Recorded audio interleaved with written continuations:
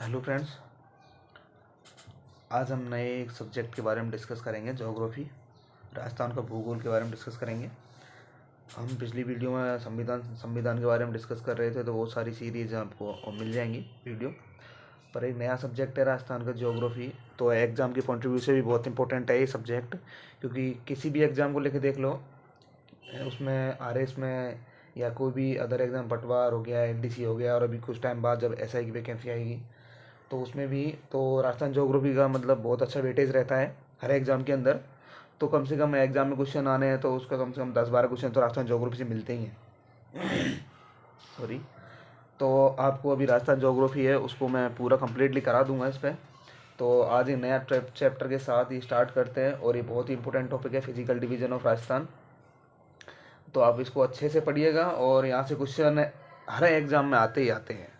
ऐसा कोई भी एग्ज़ाम नहीं है जिसमें इसमें से इस वाले टॉपिक से कोई क्वेश्चंस नहीं आता हो। मैं हर वो फैक्ट्स बता दूंगा जो एग्ज़ाम के पॉइंट ऑफ व्यू से बहुत ज़्यादा इंपॉर्टेंट है। तो आप देखिए, स्टार्ट करते हैं। राजस्थान का भूगोल, और साथ के साथ नोट्स बना लीजिएगा राजस्थान का भूगोल। ठीक है। राजस्थान के भूगोल के बारे में डिस्कस करने से पहले मैं आपको 2-3 चीज़ बातें क्लियर कर देता हूँ कि आप एक ही सोर्स पर ज़्यादा डिपेंड रहना है इस चीज़ को लेकर। ऐसा नहीं है कि 2-3 चीज़ें आज यहाँ से भी पढ़ो और कहीं और से भी चीज़ें हो, तो एक चीज़ से पढ़ना। भले मैं ये नहीं बोलता कि आप यहीं से पढ़ो, ज़रूरी नहीं है, पर चीज़ें पढ़ो तो एक ही जगह से पढ़ना बस। क्योंकि अलग अलग चीज़ें पढ़ोगे और एक ही चीज़ें आपको एक जगह से मिल जाए तो वहाँ से पढ़ो। ठीक है, तो हम चलते हैं। तो राजस्थान के भूगोल में आपको एक बुक बता देता हूँ। वैसे बुक की ज़रूरत नहीं पड़ेगी आपको किसी भी बुक की, और इससे ज़्यादा मैटर आपको मिलेगा भी नहीं। अब देख लेना, बाकी देख लेना, मैं पढ़ाता हूँ बताता हूँ तब। तो ठीक है फ्रेंड्स, इसी के साथ आप स्टार्ट करते हैं। तो इसके सबसे पहला टॉपिक है इसके अंदर 16-17 टॉपिक से लगते हैं। मैं आपको टॉपिकों के बारे में नहीं बताते हुए डायरेक्ट स्टार्ट करता हूँ। तो सबसे पहला टॉपिक है फिजिकल डिवीजन ऑफ राजस्थान, मतलब राजस्थान का भौतिक प्रदेश। अब जैसे मैं लिख रहा हूँ जैसे लिखते जाना, और एज इट इज नोट्स बना लेना इसके, क्योंकि बाद में नहीं लिखना पड़े आपको कहीं पे भी। राजस्थान का भौतिक प्रदेश, मैं आपको साथ साथ याद करने की भी चीज़ें बता दूंगा कि याद आपको कैसे करना है। ठीक है। तो जो सबसे प्रथम आपको याद रखना है कि राजस्थान का भौतिक प्रदेश है। ठीक है। अब राजस्थान में भौतिक प्रदेश को इसको 4 भागों में बांटा गया है। मैं आपको जैसे इधर बता देता हूँ, 4 भाग हैं इसके। ठीक है। अब आपको ऐसे लिखना है जैसे मैं लिखता जा रहा हूँ, ऐसे आपको नोट्स बना लेने हैं, ताकि आपको ऐसा नहीं हो कि याद कैसे करना है उस चीज़ को। ठीक है। और मैं एक अलग वीडियो में बता दूंगा कि याद कैसे किया जाता है किस चीज़ को, है ना, अच्छे से। तो सबसे पहले आपको पश्चिमी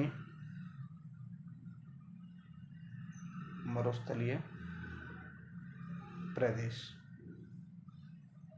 पहला जो भौतिक प्रदेश है उसका नाम क्या है? पश्चिम मरुस्थलीय प्रदेश। ठीक है। दूसरा है अरावली, तीसरा है पूर्वी मैदान, और चौथा है आपका दक्षिणी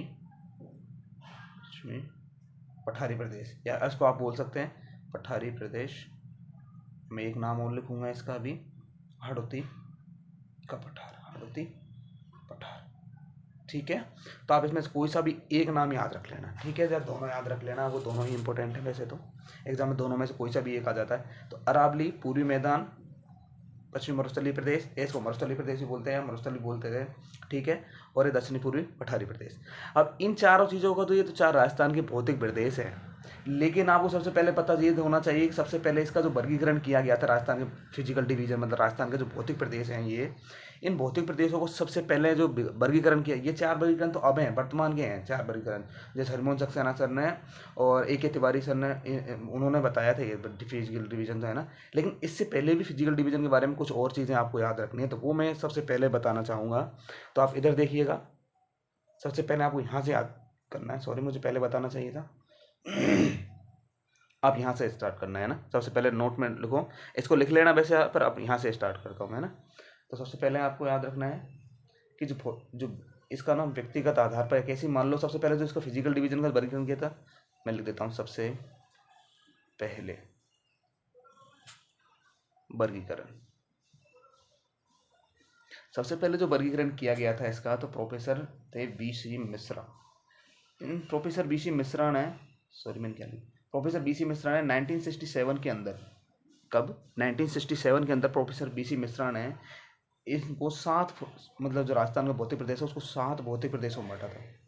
7 भौतिक प्रदेशों में बांटा था, प्रदेशों में बांटा।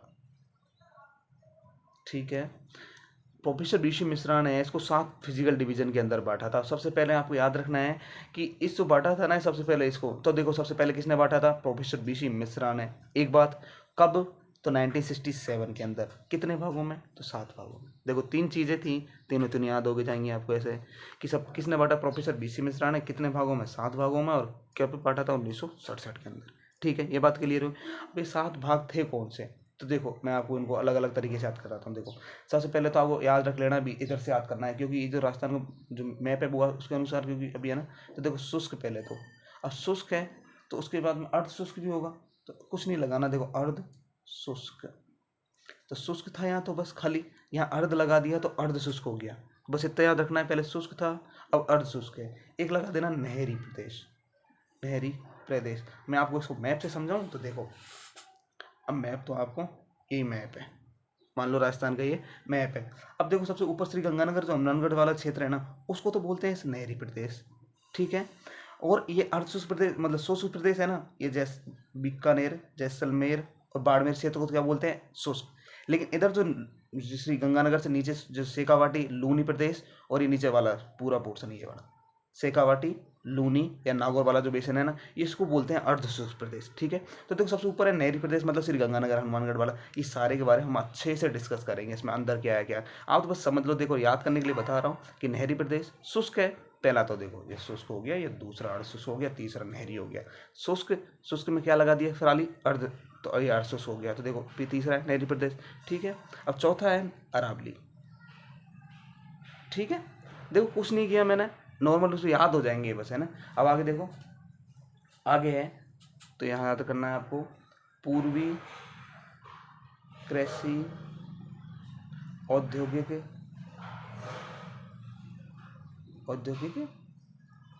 प्रदेश। ठीक है ना।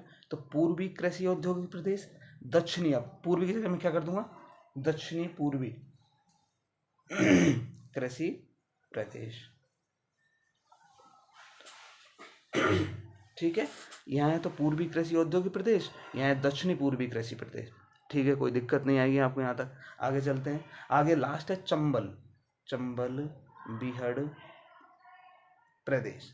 आप इनको जब 2-3 बार पढ़ लोगे ना, ये तो देखो 4 चीज बहुत सरल है क्योंकि इनमें तो कोई दिक्कत आनी नहीं। इनको आप 2-3 बार पढ़ लिया ना आपने तो ये याद भी हो जाएंगी। ठीक है। आगे चलते हैं। अब इन्होंने सबसे पहले प्रोफेसर बीसी मिश्रा 1967 के अंदर 7 भागों में इसको बांटा था। शुष्क क्या है? अर्धशुष्क और नहरी प्रदेश, अरावली पूर्वी कृषि औद्योगिक प्रदेश, और दक्षिणी पूर्वी कृषि प्रदेश या चंबल बीहड़ प्रदेश। ठीक है। अब आगे हम चलते हैं सबसे बाद कि आपको पश्चिमी जो मरुस्थलीय प्रदेश है, अब इसके बारे में सबसे पहले अपन डिस्कस करेंगे। ये जो बांटा था ना, ये पहला फिजिकल डिवीजन किसने वर्गीकरण किया था? तो इन व्यक्ति ने, मतलब ये जो प्रोफेसर बीसी मिश्रा सर थे, इन्होंने बांटा था इसको। ठीक है। अब इनकी बुक थी 1967 के अंदर बुक निकाली थी, तो वो इंपॉर्टेंट नहीं है, बाकी है ना मैं बता देता हूँ। लोग बुक है इन प्रोफेसर बीसी मिश्रा की, ज्योग्राफी ऑफ राजस्थान। अब क्या इंपॉर्टेंट है इसमें? कुछ नहीं है, तो छोड़ो इसको। ठीक है। आगे चलते हैं। अब तो अपन सबसे पहले डिस्कस करेंगे कि राजस्थान का जो 4 फौजी के प्रदेश में बांटा है ना, ये किरण बांटा, तो ये इंपॉर्टेंट बात है आपको, तो इसको याद रखना। A.K. तिवारी और हरिमोहन सक्सेना सर, सक्सेना। तो A.K. तिवारी और हरिमोहन सक्सेना सर जो हैं, उन्होंने ये 4 भागों में जो अब वर्तमान में अपन पढ़ते हैं, इन 4 भागों में ही जो फिजिकल डिवीजन है, इस 4 भागों को फिजिकल डिवीजन को उन्होंने ही वर्गीकरण किया है। और एग्जाम में क्वेश्चन आता है कब किया है, तो आपको बता दें 1994 के अंदर बस। तो देखो यहाँ पे मैंने बताया था कि इन व्यक्ति प्रोफेसर बीसी मिश्रा सर ने 1967 में 7 भागों में बांटा था।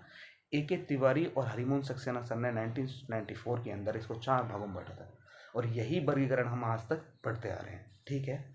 अब इससे पहले सबसे पहले मैंने आपको बताना, मतलब इसके बारे में डिस्कस करते हैं इससे पहले मैं आपको एक चीज़ बताना चाहूँगा कि राजस्थान के अंदर आपको पता होना चाहिए कि मैदान कितने % पर है, पठार कितने % पर हैं, और निम्न भूमि जो क्षेत्र है वो कितने % पर है, पर्वत कितने % पर है, ऊंचे पर्वत कितने % के पर हैं। तो देखो छोटी छोटी चीज़ें हैं, पर ये एग्जाम में डायरेक्ट पूछ ली जाती है, तो आपको याद रखनी है। मैं लिख देता हूँ यहाँ जितनी भी छोटी चीज़ें वो आपको मैं सबसे पहले बता देता हूँ। अब देखो पहले आपको याद रखना है ये वाला पोर्शन। ठीक है। दूसरा आपको याद रखना है ये 4 भागों वाला। और तीसरा मैं लिख रहा हूँ यहाँ पर, तीसरा पॉइंट आपको याद रखना है कि राजस्थान के अंदर, राजस्थान में,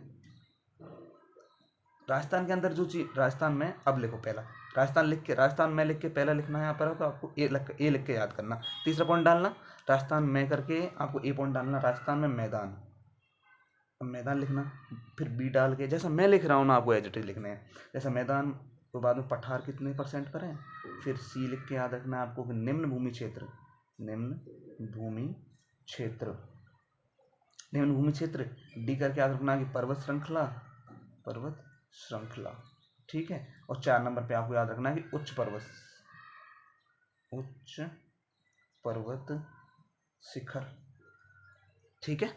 अब आपको इनका परसेंटेज, मैदान का परसेंटेज कितना है, तो सबसे ज़्यादा मैदानी प्रदेश है तो 51%। अब इसको 2-3 बार बोलो कि 51%, 51%, 51 याद हो जाएगा, ठीक है। उसके बाद में आपको याद रखना है पठार, तो 31% पर पठार है, और निम्न भूमि क्षेत्र है जो 11% पर है, और पर्वत श्रृंखला ये 6% पर है, और ये 1% पर है। तो देखो आप एक नंबर याद कर लो कि 31, देखो इसमें कहीं दो शब्द आपको मिलेंगे नहीं, तीनों की मिले, यहाँ पे भी एक ही है, यहाँ पे भी एक ही, और यहाँ पे भी एक ही है, ठीक है। 1, 3, 5, तीनों की तीनों विषम संख्या है ना, 1, 3, 5 ऐसे याद कर लो, बस यहाँ से ऊपर कर लो 1, 3, 5, और सबके पीछे 1 लगा दो तो याद हो जाए।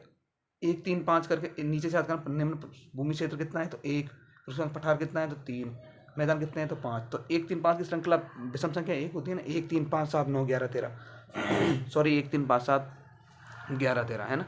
तो इसे आपको याद रखना है, तो 1, 3, 5, ठीक है। उसके बाद में ये दोनों तो ऐसे याद हो जाएंगे, पर्वत श्रृंखला उच्च पर्वत कितने हैं तो 1% पर है, तो याद करने की बस चीज़ें पता होनी चाहिए, बाकी याद हो जाता है देखो मेरे अनुसार तो, है ना। तो ये हो गया। अब इसके अलावा भी कुछ चीज़ें हैं जैसे कि फिजिकल डिवीजन के अंदर से मैं स्टार्ट करना चाहूँगा, उससे पहले आपको डिटेल्स में हर चीज़ बताऊंगा, है ना। पर आपको सबसे पहले याद रखना है कि मैदानों का परसेंटेज इतना है, लेकिन टोटल भौगोलिक क्षेत्र का कितना % है, तो ये चीज़ें ऐसे ना जब, ठीक है। तो अब हम यहाँ डिस्कस करते हैं। सबसे पहली बात है ना कि इनके अंदर सबसे पहला है पश्चिमी मरुस्थलीय प्रदेश के बारे में पढ़ेंगे, डिटेल्स पढ़ेंगे, क्या पहले क्या था, किस काल में है, किस व्यक्ति ने इसको तृतीय महाकल्प के अंदर, जो भी इंपॉर्टेंट बात है सबसे पहले इसका जो इतिहास है ना वो पढ़ेंगे, इसके बाद में फिजिकल डिवीजन स्टार्ट करेंगे अपन, है ना। तो सबसे पहले लिख देते हैं, अब डालना आप यहाँ से पहला, सबसे पहला टॉपिक, अब ऐसा एक एरो डाल के आपको एक टॉपिक नाम डालना है, उसमें लिखना पश्चिमी मरुस्थलीय, पश्चिमी मरुस्थलीय प्रदेश। अब पश्चिमी मरुस्थलीय प्रदेश के अंदर आपको बस टॉपिक मैं आप बोलता जाऊंगा ज़्यादातर, है ना, लिख नहीं पाऊंगा ज़्यादा चीज़ें, है ना। तो आपको सबसे पहले याद रखनी है कि पश्चिमी मरुस्थलीय जो प्रदेश है ना, इसकी उत्पत्ति के संबंध में आपको इसकी उत्पत्ति सबसे पहले क्या रखना है, उत्पत्ति। सीधे सीधे से फैक्ट लिखने हैं आपको, तो बस उत्पत्ति, ऐसे पॉइंट ऐसा नहीं लिखना है कि लाइन लिख ली बस एक डायरेक्ट, तो लाइन आज याद हो ना काल याद हो, उनको तो लिख लो, लिखी चीज़ें तो किताबों के अंदर लिखी ही हैं, पर एग्जाम में किताब से अंदर बाहर ज़्यादा कुछ जाता नहीं है, तो वो चीज़ें याद नहीं होती है ना किताब वाली सारी चीज़ें, तो वो ये लिख तो सारी चीज़ें लो आप भले, पर याद करना सबसे इम्पोर्टेंट बात है, ठीक है। तो सबसे पहले लिखना है आपको उत्पत्ति, तो उत्पत्ति के संबंध में इसका कौन सा काल है, ठीक है। तो महाकल्प में, महाकल्प पूछे, महाकल्प, है ना। सबसे पहले महाकल्प लिखना, नूतन महाकल्प, कौन सा है, नूतन महाकल्प। इसी नूतन महाकल्प को बोलते हैं चतुर्थक महाकल्प, चतुर्थक महाकल्प, ठीक है। आपको पूछे महाकल्प में, पूछे महाकल्प मतलब कल्प मतलब जो काल होता है उससे बड़ा होता है महाकल्प, है ना। तो महाकल्प में पूछे तो नूतन महाकल्प या चतुर्थक महाकल्प बोला जाता है इसको, ठीक है। अगर इसमें काल में पूछे कि काल में कौन से, किस काल में हुई थी इसकी उत्पत्ति, है ना, तो काल में पूछे तो आपको काल में याद रखना है प्लेस्टोसीन काल में, प्लेस्टोसीन काल, ठीक है। प्लेस्टोसीन काल याद रखना आपको काल में पूछे तो, और आपको महाकल्प में पूछे तो नूतन महाकल्प में, ठीक है। तो आपको काल में पूछे तो प्लेस्टोसीन काल में, और महाकल्प में पूछे तो नूतन महाकल्प के अंदर, ठीक है। ये तो हुई इसकी उत्पत्ति के बारे में। लेकिन आपको मैं बताऊं, एक व्यक्ति है, आप कोई, मैं चाहता हूं कि आपको कोई भी एग्जाम में आप एक ही जगह से पढ़ रहे हो, है ना, तो एक चीज़ याद होनी चाहिए आपको उत्पत्ति के संबंध में, पहली बात तो याद रखनी है। दूसरी आपको याद रखनी है, एक व्यक्ति थे जिसका नाम था सर सिरिल फोर्ड, सिरिल, पूरा नाम सॉरी, सर सिरिल फॉक्स, और एक व्यक्ति और थे, प्लस में लिख के देखता हूँ, वेलैंड, वेलैंड फोर्ड। अब देखो नाम है ये, है ना, जरूरी नहीं है याद हो तो मतों को नहीं, तो नाम याद, नाम रखना, फॉक्स था, एक फोर्ड थे। इन्होंने कहा था कि इसकी जो उत्पत्ति है, जो आप अभी पढ़ रहे हैं ना फोर्जिकल डिवीजन, ये पहला पश्चिम अरुणाचल प्रदेश, इन्होंने कहा था, इन व्यक्ति ने कहा था कि स्टैफोर्ड सर सिरिल फोकस और बैटलैंड फोर्ड ने कहा था कि इसकी जो उत्पत्ति है पश्चिम अरुणाचल प्रदेश की, ये तृतीयक काल में, कौन से काल में? तृतीयक महाकल्प और काल में पूछे तो टर्शियरी काल, ठीक है। तो तृतीयक महाकल्प में, जैसे यहाँ पढ़ा था ना ऊपर, महाकल्प में तो नूतन महाकल्प और काल में पढ़े तो प्लेस्टोसीन काल में, है ना। तो ऐसी कल्प में तो तृतीय महाकल्प में, जैसे चतुर्थक था तो इससे नीचे तृतीय महाकल्प में, और टर्शियरी काल में इससे नीचे टर्शियरी काल था उसमें। इस काल के अंदर इसकी जो ये था ना, ये जो पश्चिम अरुणाचल प्रदेश थार का होता है, इस समुद्र के अंदर था। किसके अंदर था? ये समुद्र के अंदर। तो थार का इन्होंने कहा था कि इस काल में यहाँ तो उत्पत्ति हुई थी, लेकिन अच्छी मतलब जो उत्पत्ति हुई थी मेन रूप से पश्चिम अरुणाचल प्रदेश की, वो तो हुई थी इस काल में। लेकिन ये दो व्यक्ति हैं, ये ऐसा बताते हैं, बस इतना याद रख लेना। बाकी आपको याद तो यही रखना है जो मैंने आपको सबसे पहले बताया था। बाकी नाम से पूछे ना आपसे कि सर स्टैफोर्ड फिक्स और इनके अनुसार इनकी उत्पत्ति किस काल से मानी जाती है, तो इस काल से मानी जाती है, ठीक है। थार का मरुस्थल समुद्र के नीचे था, ठीक है। थार का मरुस्थल किसके नीचे था? समुद्र के नीचे था, ऐसा करके आपको याद रखना है, ठीक है। तो ये तो हुई इसकी उत्पत्ति के संबंध में, ठीक है। अब मैं आगे चलता हूँ। अब देखो सारी चीज़ें मैं यहाँ पर बता नहीं सकता कि इसके अंदर और डिटेल्स में जाके कि ये थार का मरुस्थल, अब ये इंपॉर्टेंट वहाँ चली जाती है ना मेंस के हिसाब से। आपसे क्वेश्चन पूछा जाता है कि थार का मरुस्थल 33 सागर का अवशेष है या नहीं, कैसे है। तो वो कैसे है, तो 5 पॉइंट उसमें मैं आपको बताऊँगा, तो ज़्यादा लंबी वीडियो हो जाएगी और वो इंपॉर्टेंट भी नहीं है, इस वजह से मैं उनको चीज़ों को नहीं स्किप कर दूंगा। पर मैं वो ही बताऊंगा जो एग्जाम में कॉन्ट्रीब्यूशन इंपॉर्टेंट है और इससे बाहर जाएगा नहीं आपका, ठीक है। बाकी आप बोलोगे तो मैं बोल देता हूँ। देखो जैसे कि थार का जो मरुस्थल है ना, थार का मरुस्थल, ये जो अपना जो थार का मरुस्थल, इसको लिख देता हूँ। इसको क्या बोला जाता है? थार का मरुस्थल। मैं बाद में बताने वाला था ये सारी चीज़ें, है ना। तो पश्चिम मरुस्थलीय प्रदेश को ही थार का मरुस्थल बोला जाता है, ठीक है। तो इस तरह से थार का मरुस्थल, पश्चिम मरुस्थलीय प्रदेश है ना, ये 33 सागर का अवशेष है। किसका अवशेष है ये? 33 सागर। मैं आगे लिख दूंगा अवशेष किसका है ना। पर ये किसका अवशेष है? 33 सागर का अवशेष है। लेकिन क्यों है, कैसे पता चलता है? तो 33 सागर का मतलब जिसमें सागर है, इसका मतलब सागर है तो देखो खारे पानी की झीलें मिलेंगी। तो एक पहला पॉइंट तो ये कि यहाँ खारे पानी की ही झीलें हैं, ठीक है। दूसरा कि यहाँ पर टर्सरीन कालीन जो ऐसे बोलते हैं ना, टर्सरीन कालीन बताया ना मैंने अभी आपको, टर्सरीन कालीन। तो टर्सरीन कालीन कुछ अवसाद मिले हैं यहाँ पर, चट्टानें टर्सरीन कालीन मिली हैं। पश्चिम अरुणाचल प्रदेश में किस काल की चट्टानें मिलती हैं? तो आपको देखो जितने मैं आप लिख दूंगा सारी चीज़ें यहाँ पर, है ना। तो किस काल की चट्टानें मिलती हैं यहाँ पर? तो टर्सरीन कालीन चट्टानें मिलती है। जैसलमेर के अंदर आपको एक गाँव है जिसका नाम है कुलधरा। उस कुलधरा में भेल मछली के, अब बताओ मछली है तो वो किसका, मछली कहाँ मिलती है? रेत में थोड़ी मिलती है ना मछली, समुद्र के अंदर ही तो मिलती है। और व्हेल मछली है तो बड़े समुद्र के अंदर मिलेगी, ठीक है। तो देखो समुद्र का है 33 सागर का अवशेष है। और 33 सागर का मैं आपको जो फर्स्ट चैप्टर है ना उसमें बताऊंगा, कभी बाद में बता दूंगा 33 सागर क्या है। मतलब ऐसा जब इसका फिजिकल डिवीजन हुआ था उसके अंदर भूसन्नति से बनने वाला जो बीच में जो भूसन्नति होगी थी ना, 33 सागर का अवशेष हो गया। तो 33 सागर के ही डिवीजन हैं ये सारे, ठीक है। तो वो छोड़ो, तो मैं लिख देता हूँ। देखो डायरेक्टली आपको क्या समझाना था, क्या याद तो करना ही पड़ेगा। समझा तो बहुत चीज़ें हैं समझने को, तो बाकी मैं समझा दूंगा। दूसरा देखो इसमें ये इसको क्या बोला जाता है, लिख दिया मैंने थार का मरुस्थल। आगे देखो किसका अवशेष है ये, अवशेष। तो किसका अवशेष है? 33 सागर का, 33 सागर ये 33 सागर का अवशेष है। तीसरी बात, यहाँ कैसी चट्टानें मिलती हैं, किस काल की चट्टानें मिलती हैं? चट्टानें तो किस काल की है? चट्टानें किस काल की है? तो टर्सरी काल की, काल की, ठीक है ना। किस काल की चट्टान है? यहाँ पर टर्सरी काल की चट्टान है, ठीक है। अब ये तो रही इसके बारे में नॉर्मल बात है। अब अपन चलते हैं इसकी उत्पत्ति को लेकर 3 चीज़ याद रखनी। सबसे पहले आप महाकल्प, किस महाकल्प में, काल कौन सा है, इन व्यक्तियों ने क्या क्या बताया था, और किसका अवशेष है? तो ये 33 सागर का अवशेष है। चट्टानें कैसी मिलती है यहाँ पर? टर्सरी कालीन चट्टानें मिलती हैं। अब नेक्स्ट चलते हैं अपन। नेक्स्ट है कि आपको याद रखना है कि इसका जो थार का मरुस्थल है ना, ये किसका है? तो ये ग्रेट पैलियो अफ्रीका मरुस्थल का पूरी भाग है। किसका भाग है ये? आप पूछे किसका भाग है, तो आपको याद रखना है थार का मरुस्थल है ये ग्रेट पैलियो, तो कोई लिख देता हूँ, ग्रेट पैलियो अब ऐसे लिखना है थर्ड पॉइंट। अब जैसे मैं इधर बताया था ना आपको, जैसे यहाँ पर लिखा था ना मैंने, एक मिनट रुको, जैसे यहाँ पर लिखा था ना मैंने कि उत्पत्ति, दूसरा पॉइंट लिखा था आपसे, तीसरा पॉइंट लिखा था चट्टान है, तो आपको चौथा पॉइंट करके याद डालना है, यहाँ पर चौथा पॉइंट डालना है, और चौथे पॉइंट में लिखना है आपको भाग। क्या लिखोगे आप? भाग। चौथे नंबर पर डालना भाग। तो किसका भाग है ये? तो great Palaearctic, great Palaearctic Africa, Africa मरुस्थल का पूर्वी भाग है ना, पूर्वी भाग है। ग्रेट पैलियो आर्कटिक अफ्रीका मरुस्थल का ये पूर्वी भाग है।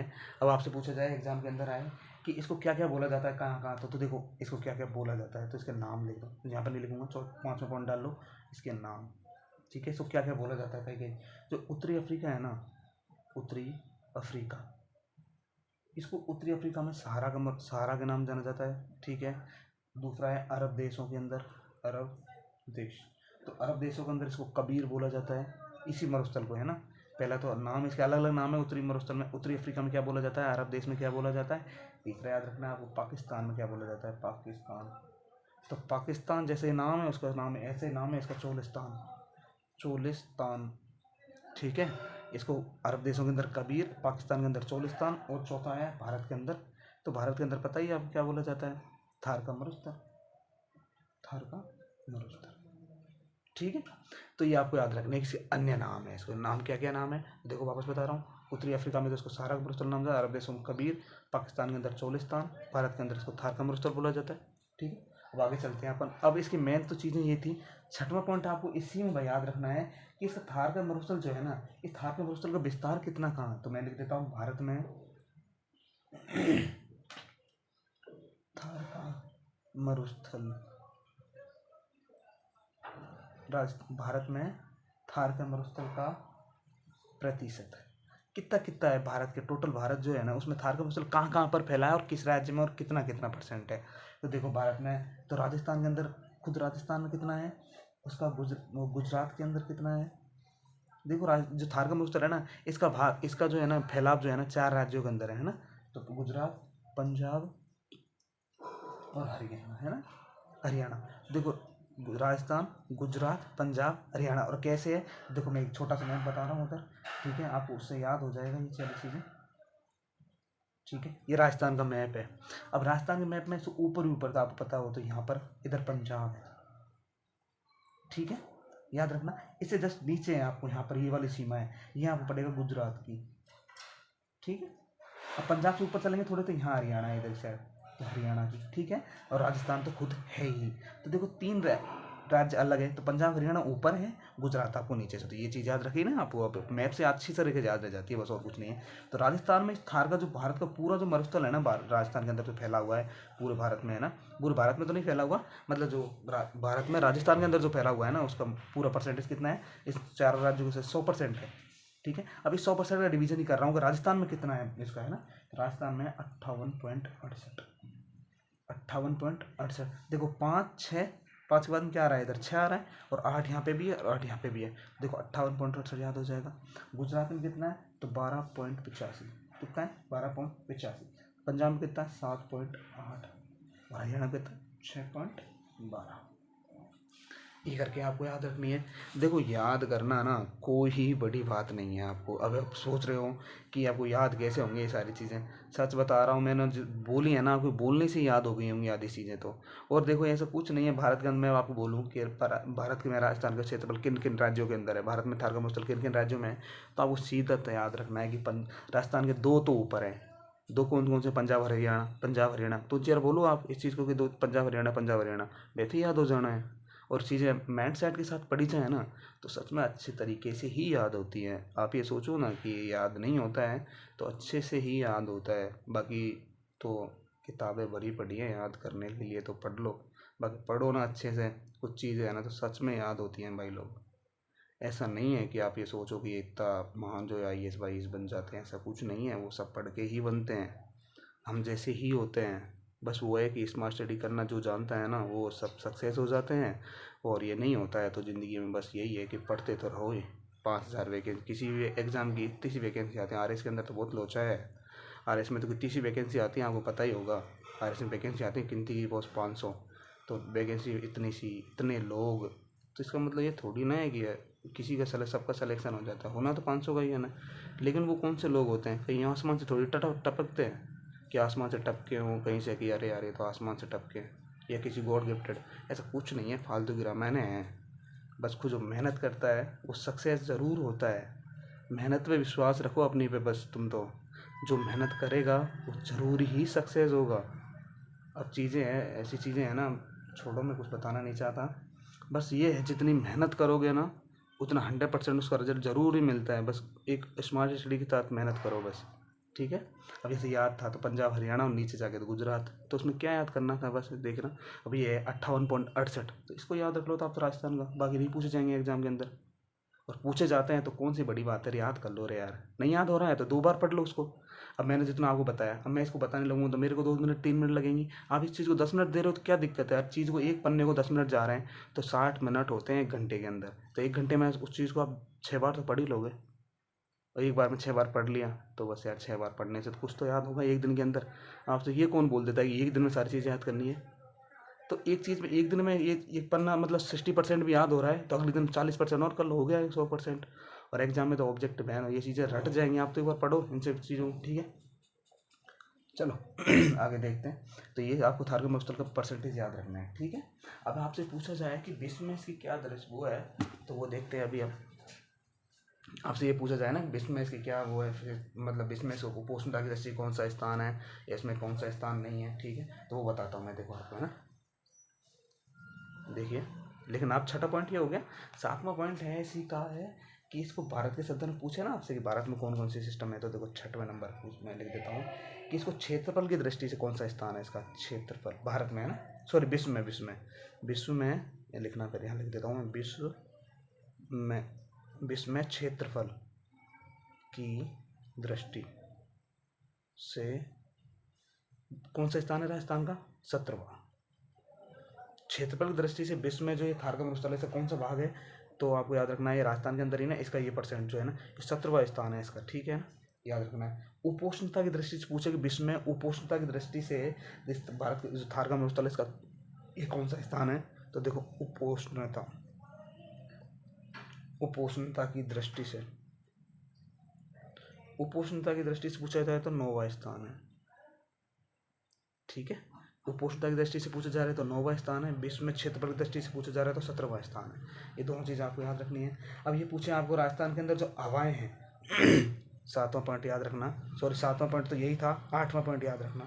8वां पॉइंट आपसे पूछा जाए कि यहाँ पर जो है ना भारत के अंदर में पूछा जाए कि भारत के अंदर कैसी पवनें चलती हैं, राजस्थान के अंदर कैसी पवनें चलती हैं। तो हमेशा पवनें का आपको पता हो तो कि हाई प्रेशर से लो प्रेशर की, तो देखो हाई प्रेशर से लो प्रेशर। अब हाई का मतलब होता है उच्च दाब से निम्न दाब की ओर, लिख लेना, उच्च दाब से निम्न दाब की ओर, ठीक है।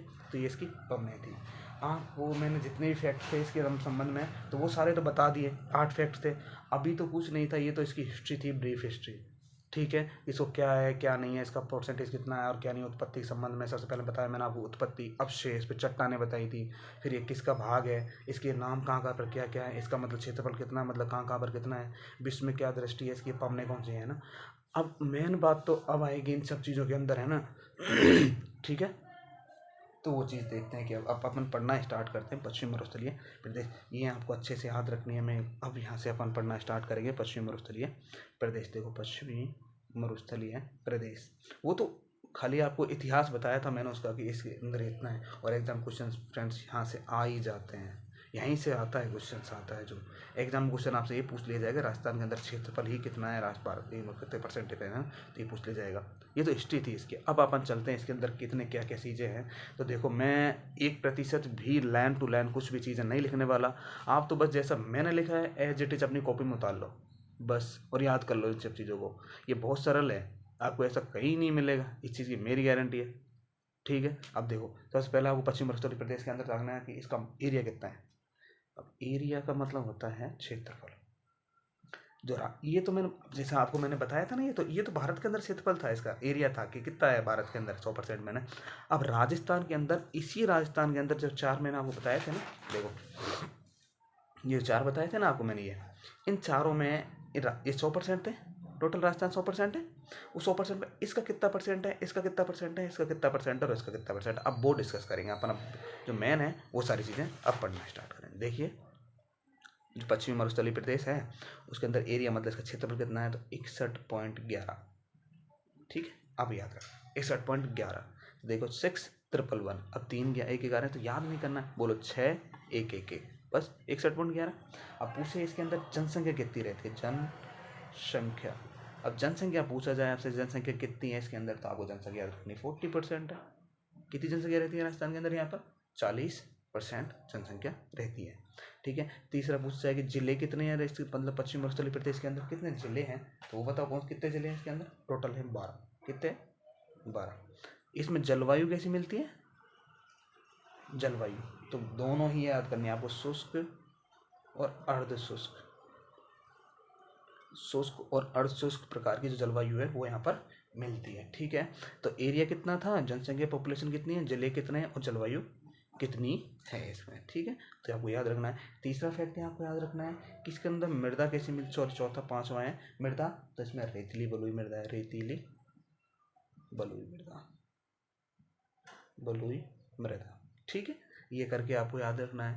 आपसे पूछा जाए इसमें पर्यटन की दृष्टि से, पर्यटन में इसमें महत्वपूर्ण क्या है, तो पर्यटन के लिए क्या है यहाँ पर, तो आपको पता होगा यहाँ ऑकलवुड फॉसिल पार्क भी है, एक जैविक उद्यान, यहाँ पर जैविक उद्यान, जैविक उद्यान क्या है यहाँ पर, और कहाँ पर है जैविक उद्यान, जैसलमेर में, जैसलमेर के अंदर है। ठीक है, पर्यटन की दृष्टि से पूछा जाए तो पर्यटन में यहाँ पर महत्वपूर्ण कौन सी जगह है घूमने के लिए, तो जैविक उद्यान। आज एग्जाम पूछा जाए जैविक उद्यान कहाँ है, तो जैसलमेर के अंदर है। ठीक है, ये जैविक उद्यान के बारे में डिटेल से मैं चर्चा करूँगा आगे चल के हम। तो इस जैविक उद्यान बहुत इंपॉर्टेंट बात है, इसके लिए 2 नंबर का क्वेश्चन भी आता है यहाँ से। तो देखो एरिया कितना है 61.11, पॉपुलेशन 40, जिले कितने हैं तो 12, जलवायु पूछे तो ये है, मृदा पूछे तो ये है, और आपको पर्यटक दृष्टि पूछे तो ये है। इसके अंदर अगर पूछा जाए आपसे कृषि कौन कौन सी होती है, तो कृषि में याद करना है आपको बाजरा, एक इंपॉर्टेंट लगा लो बाजरा बस। तो कृषि कौन सी होती है पश्चिम मरुस्थलीय प्रदेश के अंदर सबसे ज़्यादा कहाँ होती है, और बाड़मेर में होती है। तो ये चीज़ आपको याद रखनी है कि सबसे ज़्यादा कहाँ होती है, तो वो तो नए फैक्ट बदल गए होंगे, आप देख लेना। बाकी ये चीज़ कृषि है ना, कृषि कौन सी होती है, बाजरा होती है। ठीक है, अभी आपसे ये पूछा जाए कि खनिज, ये यहाँ पर खनिज कौन कौन से मिलते हैं, तो आपको पता है वो पेट्रोल, ठीक है ना, पेट्रोल, कोयला, प्राकृतिक गैस, प्राकृतिक गैस।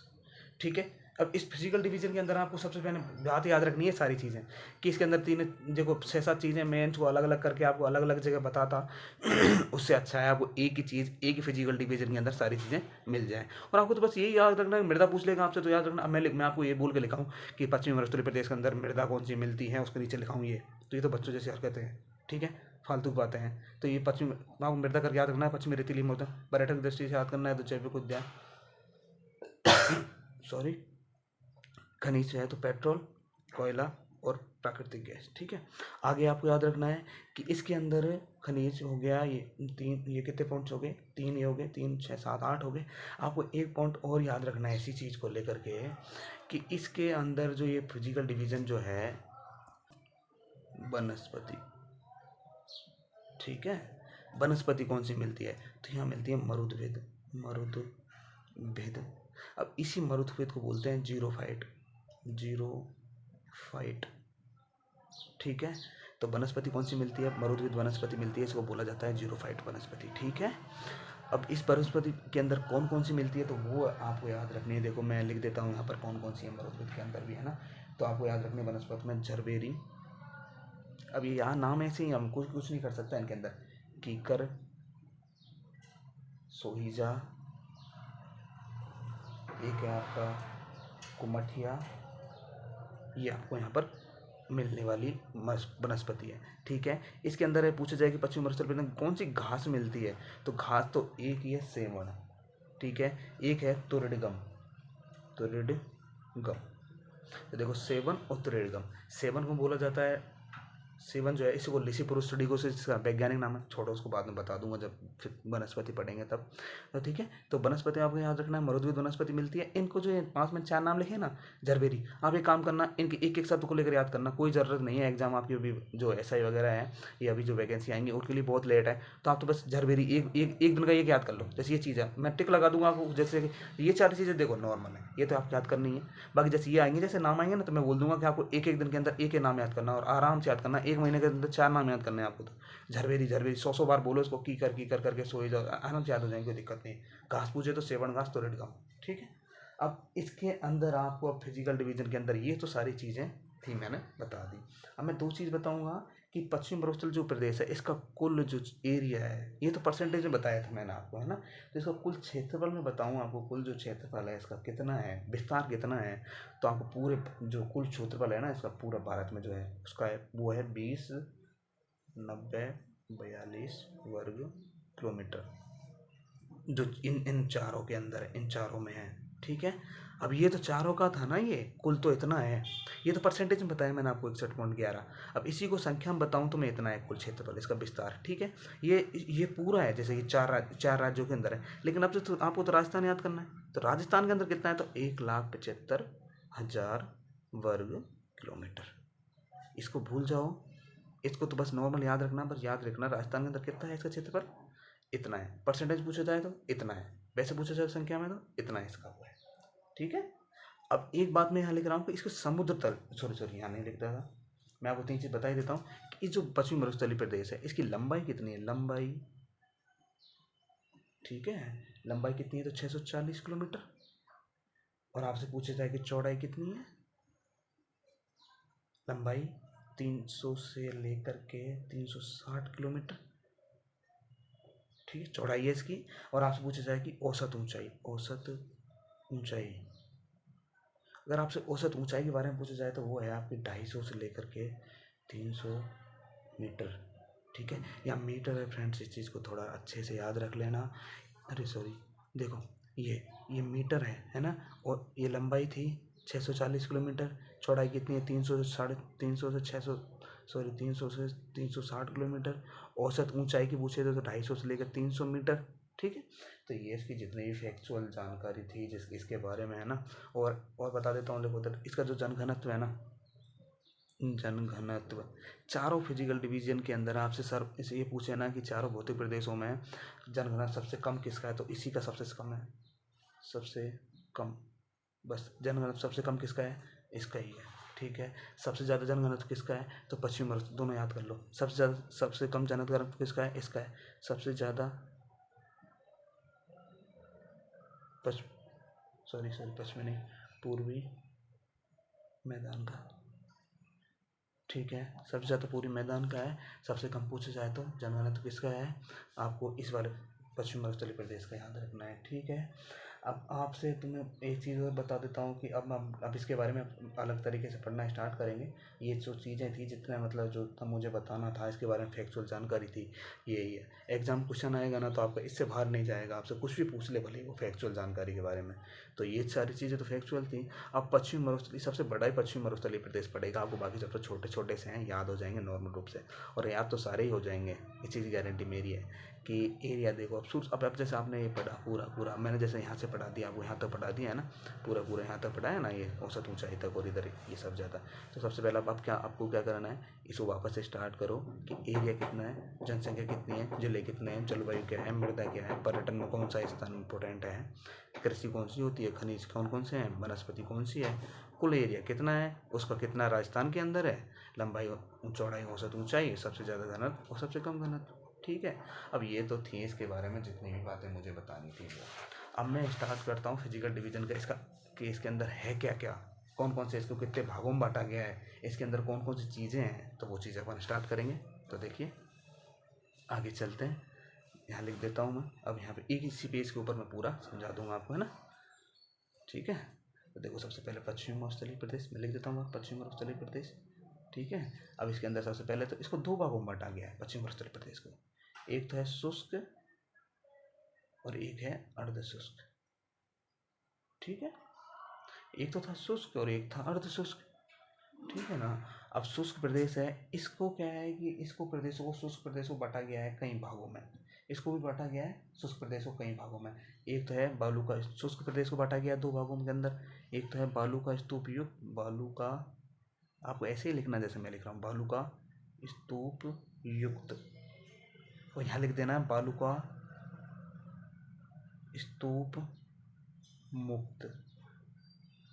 देखो यहाँ तो युक्त लिखा है या मुक्त लिखा है, मैं मुक्त, है ना, मुक्त, और यहाँ लिखता है युक्त, या यज्ञ वाला या मैं, बस इतना सा अंतर है।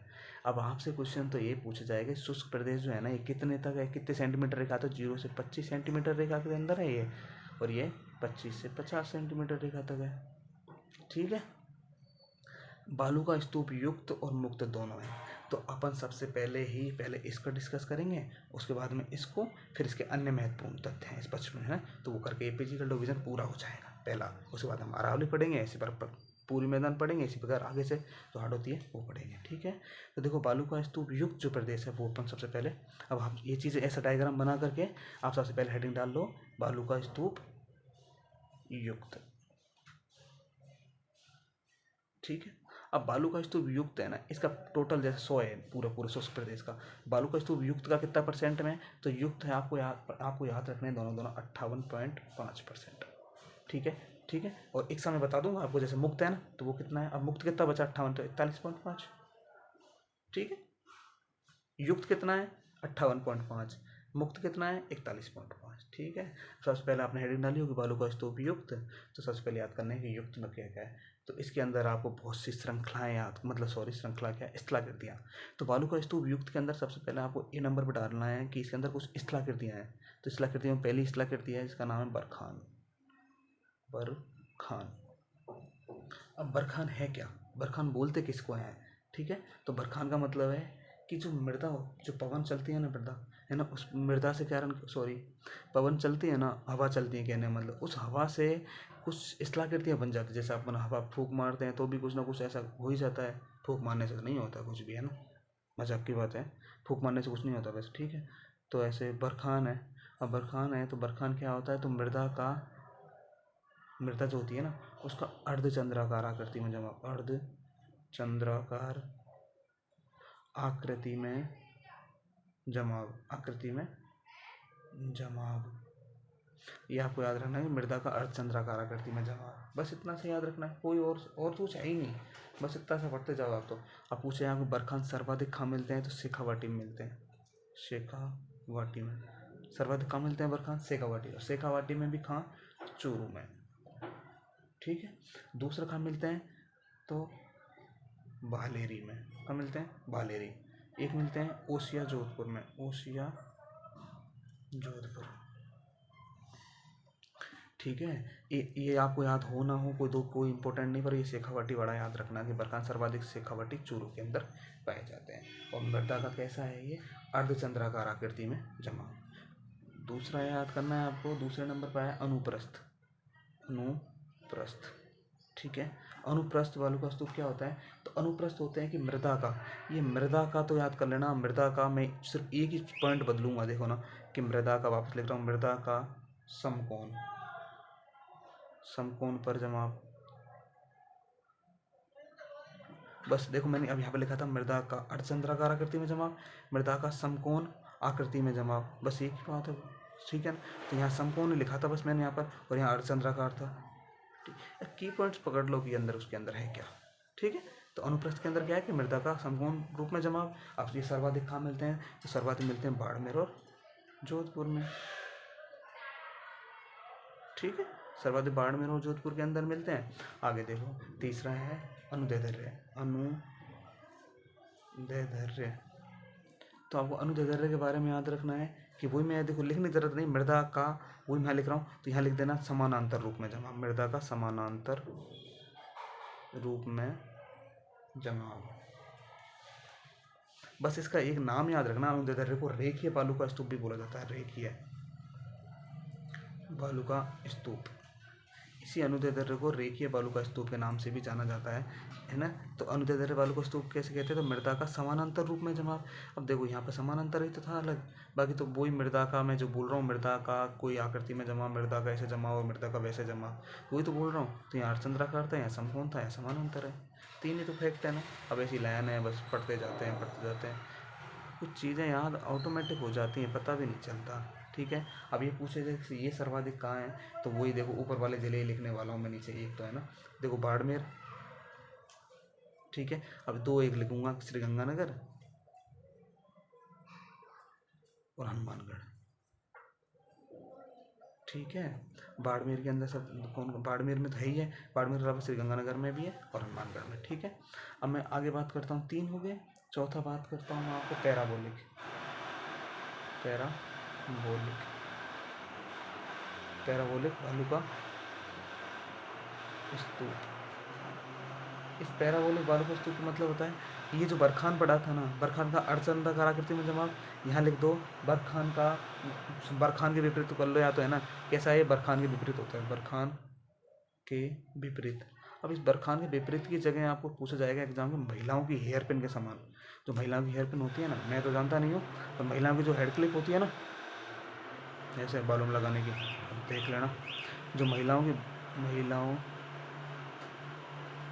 की हेयर क्लिप, हेयर पिन जो होती है ना बालों में लगाने की, छोटी छोटी बच्चियाँ लगाती हैं ना वो, तो उसके समान जो बन जाती है ना, मृदा की शिलाकृतियाँ बन जाती हैं उसके समान। तो 2 याद करनी, बरखान के विपरीत, महिलाओं की हेयर पिन के समान। ठीक है, अभी पूछे जाए आपसे, पूछा जाए ना एग्जाम के अंदर कि मतलब सभी प्रकार के जो बालू का स्तूप, मतलब इसमें सर्वाधिक जो बालू का स्तूप में योगदान है ना, वो किसका है, तो सर्वाधिक पाए जाने वाले जो है ना राजस्थान के अंदर ऐसे ही पाए जाते हैं, तो सर्वाधिक पाए जाते हैं, सर्वाधिक। ठीक है, सर्वाधिक कौन से बालू का स्तूप पाए जाते हैं, अब मैंने आपको 4 पढ़ा है ना, और 8 है टोटल ये है ना, तो उन 8 में सबसे ज़्यादा यही पाए जाते हैं राजस्थान के अंदर, पैराबोलिक जो बालू का स्तूप है। ठीक है, 5वें पे चलते हैं अपन, सीप। सीप में क्या है, तो सीप में कुछ याद नहीं रखना है, ये याद रख लेना बस कि बरखान की एक भुजा का आगे की ओर बढ़ जाना।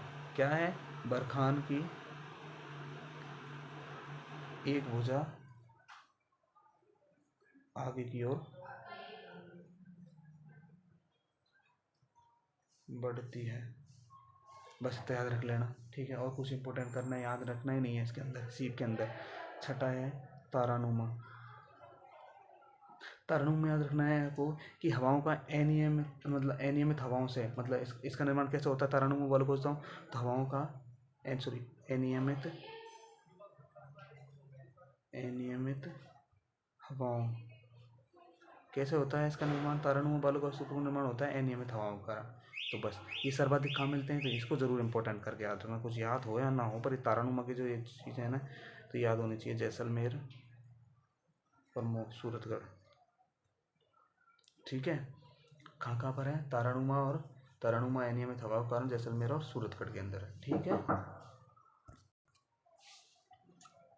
क्या पर ठीक है, तारानुमा हो गया। 7वें नंबर पे याद रखना है आपको सब्र का पीस।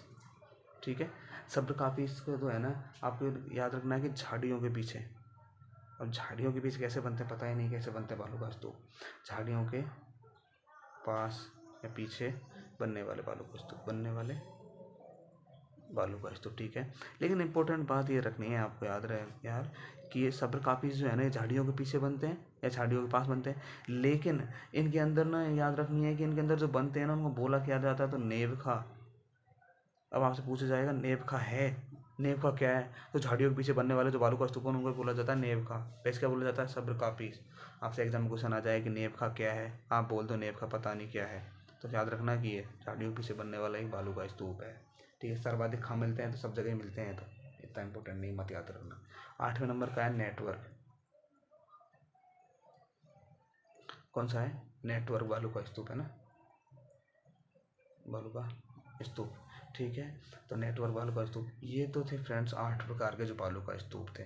आप इनको ऐसे ही मैंने जितना लिखा है ना भैया, ठीक है फ्रेंड्स, ये सारी चीज़ें थी कि जो बालू का स्तूप युक्त जो चीज़ें थी वो मैंने सारी बता दी हैं। आगे डिस्कस करते हैं बालू का स्तूप मुक्त के बारे में, बालू का स्तूप मुक्त। ठीक है, बालू का स्तूप मुक्त के बारे में डिस्कस करते हैं, फिर देखेंगे आगे। बालू का स्तूप मुक्त का मतलब है कि पथरीला मरुस्थल, ओनली बालू का स्तूप कितना परसेंट पर है, तो परसेंट तो मैंने बता दिया 41.5 है। तो आपको याद रखना है कि इस प्रकार बालू का स्तूप मुक्त किसे बोला जाता है, तो पथरीला मरुस्थल को, पथरीला मरुस्थल है यहाँ पर, बस पथरीला मरुस्थल। और ये पथरीला मरुस्थल को क्या बोला जाता है, हमादा। क्या बोला जाता है पथरीला मरुस्थल को, हमादा बोला जाता है। अभी पथरीला मरुस्थल है किन किन क्षेत्रों के अंदर, तो याद रखना है आपको, जैसलमेर में, बाड़मेर में, और जोधपुर में है। ठीक है। अब जैसलमेर के अंदर भी याद रखना है यहाँ पर पोखरण, रामगढ़ और लोदरवा। ठीक है। जैसलमेर में पोखरण, रामगढ़ और लोदरवा ये तीनों जगह हैं तो पथरीला मरुस्थल पाया जाता है। ठीक है। इस पथरीले मरुस्थल के जो पाया जाता है ना, बालाकोट स्तूप मुक्त है। मुक्त का मतलब कोई शिलाकृतियाँ नहीं है। अब कोई शिलाकृतियाँ नहीं है तो इसका मतलब है पथरीला मरुस्थल पाया जाएगा। अब पथरीला मरुस्थल में हमादा है, जैसलमेर, बाड़मेर और जोधपुर में है, तो पोखरण और इस जगह पर है। अब इसके अंदर एग्जाम्पल पूछे आपसे कि एग्जाम्पल क्या क्या है इस चीज़ के, है ना। तो एग्जाम्पल सबसे पहले याद रखना है वही Akal wood fossil park, Akal wood fossil park. अब ये ओकलवुड फॉसिल पार्क है कहाँ है, तो जैसलमेर के अंदर है। ठीक है। ओकलवुड फॉसिल पार्क कहाँ है, जैसलमेर के अंदर है। और एग्जाम्पल पूछे आपसे तो आपको याद रखना है लाठी सीरीज, लाठी सीरीज। और पूछे तो चांदन नलकूप, चांदन नलकूप। ठीक है। तो ये सारी चीज़ें थी आपको याद करनी है कि ये बालू का स्तूप जो पहला पोर्शन था शुष्क प्रदेश के अंदर, पहला यह पढ़ा आपने, पढ़ा था ना, पश्चिमी उत्तर प्रदेश को 2 भागों में बांटा गया था। 2 भागों में पहले याद पढ़ा था आपने बालू का स्तूप युक्त पढ़ा था, ये सारी चीज़ें, और मुक्त, तो ये मुक्त था। अब ये तो सारी चीज़ें यहाँ तक की। एक बात और बताऊँ आपको मैं, एक बालू का स्तूप और है बरखोनोइडस, है ना। वो अंडाकार जो मतलब अंडाकार जो बालू का स्तूप बन जाते हैं ना, उनको बोलते हैं बरखोनोइडस। लिख लेना बरखोनोइडस, बरखोनोइडस में लिख देता हूँ बरखोनोइडस, बरखोनोइडस, नोइडस। बरखोनोइडस बालू का स्तूप कैसे होते हैं, अंडाकार। अब ये कहाँ मिलते हैं या अंडाकार बालू का स्तूप, मेंढा जो नदी है ना, वो मेंढा नदी, उस मेंढा नदी में मिलते हैं सरगादी के, ना। कहाँ मिलते हैं, मेंढा नदी के, मतलब मेंढा नदी का जो आबाद क्षेत्र है उस क्षेत्र के आसपास ही मेंढा नदी के। एकदम इतना याद रखना, बस मैंने इम्पोर्टेंट था तो बता दिया बस, है ना। अब एक पोर्शन तो आपका ये खत्म हुआ, एक है आपका ये अर्धशुष्क प्रदेश, है ना। तो इसको अपन अब नेक्स्ट वीडियो में पढ़ेंगे, मेरी थोड़ी हालत ठीक नहीं है। ठीक है। अर्धशुष्क प्रदेश के अंदर इसको पढ़ेंगे अगली वीडियो में अपन। तो जो शुष्क प्रदेश है उसके बारे में जितनी सारी बातें मैंने आज आपको बताई हैं, आप उनको अच्छे से पढ़िएगा, याद करने की कोशिश कीजिए, याद हो जाएंगी, कोशिश क्या करनी है। ठीक है। पूरी चीज़ें अच्छे से याद हो जाएंगी। और नेक्स्ट वीडियो के अंदर मैं इस पार्ट को ख़त्म करके जो अरावली है उसको भी ख़त्म कर दूंगा। ठीक है। जितना आज पढ़ा है वो उसको आज के आज याद रख लेना है और अच्छे से पढ़ लेना है। ठीक है फ्रेंड। और अच्छे से पढ़ाई करो। देखो कुछ नहीं है लाइफ के अंदर, नहीं पढ़ोगे तो कुछ नहीं होना जाना है। बाकी अच्छे से मेहनत करो और पढ़ाई करो। ठीक है। नेक्स्ट वीडियो में मिलते हैं, तब तक के लिए थैंक यू।